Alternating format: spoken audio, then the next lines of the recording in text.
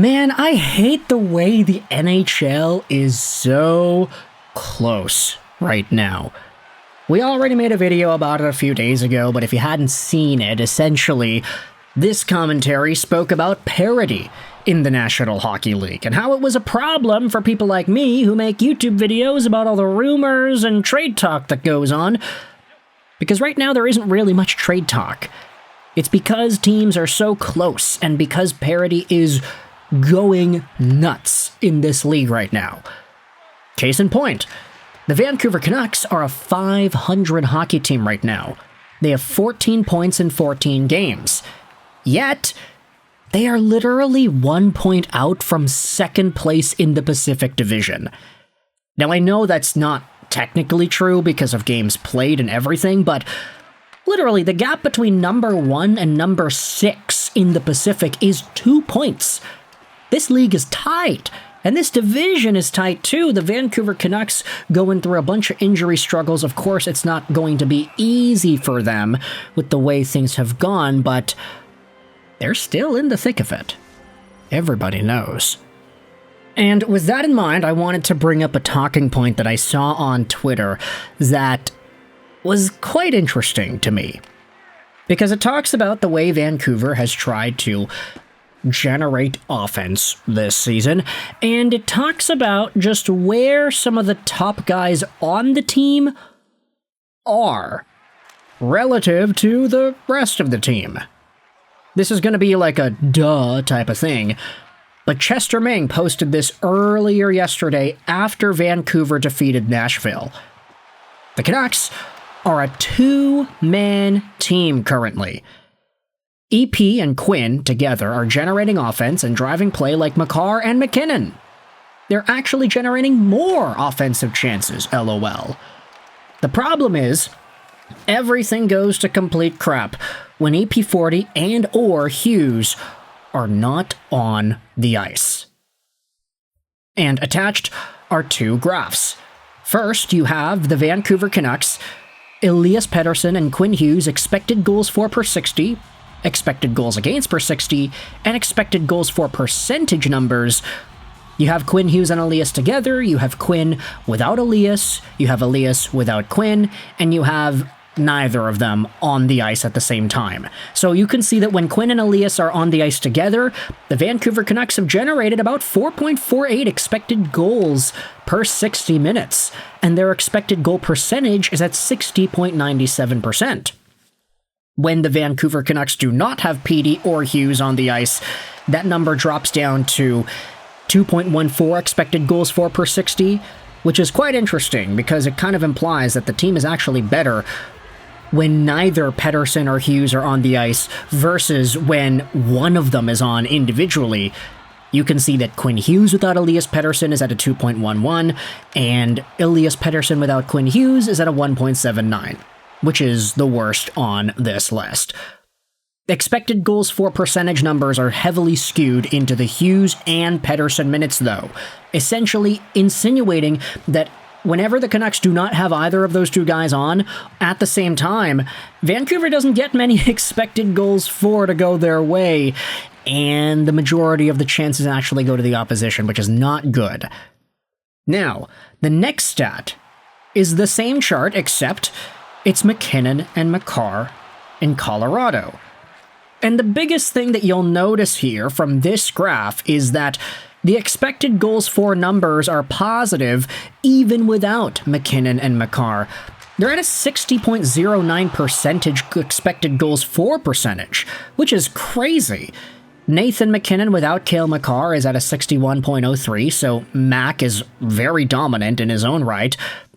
And it's interesting because Cale Makar without Nathan McKinnon actually gets outchanced. But the number of chances, expected goals for per 60, McKinnon and Makar are at 4.21, Hughes and Pettersson are at a 4.48. The expected goals for percentage is higher for Makar and McKinnon because, of course, the Avalanche limit expected goals against better than Pettersson and Hughes do on the Vancouver Canucks because the Canucks are just an inferior team. But it is a really interesting statistical post that these two Vancouver guys are indeed generating the majority of Vancouver Canucks chances, or not necessarily that they're doing it, but just that the Vancouver Canucks generate more chances when those two are on the ice together versus when they are not on the ice together and when they're not on the ice at all. It is very strange to read how these statistical breakdowns go, and I honestly do see it. Like, I think Quinn Hughes especially has been not his best this year. Elias Pettersson is still going through those pains of recovering from a JT Miller-dominated locker room. He's been playing better than last year, but I wonder, maybe the reason why the Canucks actually have better expected goals for percentage numbers and expected goals for per 60 numbers when Hughes or Pettersson are not on the ice is because some of the contributions from these other guys just happen to be quite good. I mean, I'd imagine Kiefer Sherwood is getting some pretty good analytical looks because he's getting breakaways every other game. Drew O'Connor is starting to look a little bit better. You can't have all negative Nancys, right? Not everybody can be an Evander Kane level detriment to their line, and even then so. Evander Kane scored 2 goals yesterday, so maybe now's not the time to be harping on him as much as we usually do.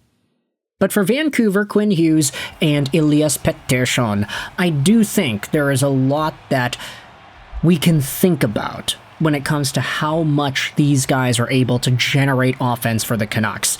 And we like to talk about PDO benders, we like to talk about Vancouver getting lucky, but at the end of the day, they do get a lot of chances and expected goals when Pettersson and Hughes are on the ice. It's indicated here that they are carrying the offense in a way that we're not seeing out of many other Vancouver Canucks stars. So, at the very least, the guys at the top of the list are the guys that we expected to be there, right?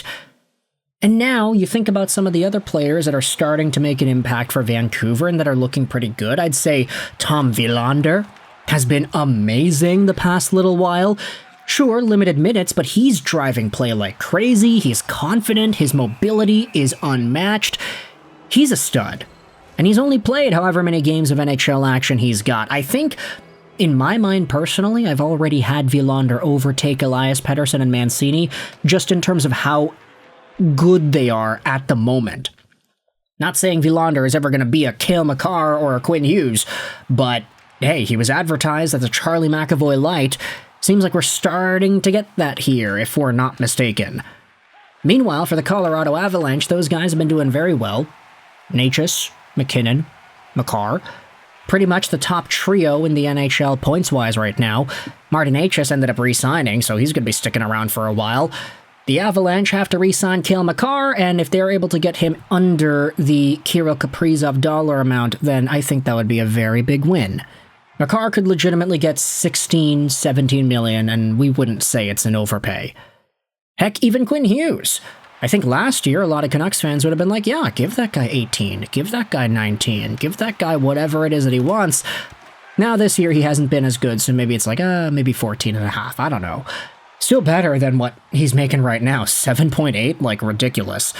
Elias Pettersson's making 11.6. That's not gonna change anytime soon, but Quinn will overtake him most likely. But with that in mind, I want you to let me know your thoughts in the comment section below. How do you feel about this statistical analysis that Pettersson and Hughes are actually doing pretty similar things, if not better things, than what Makar and McKinnon are doing for Colorado? Difference is, this is a calculation of duos, not trios. You got Martin Necas in there, who generally plays with those two in the Avalanche system, who happens to be very good as well. Hughes and Pettersson are playing with who? DeBrusk? Besser?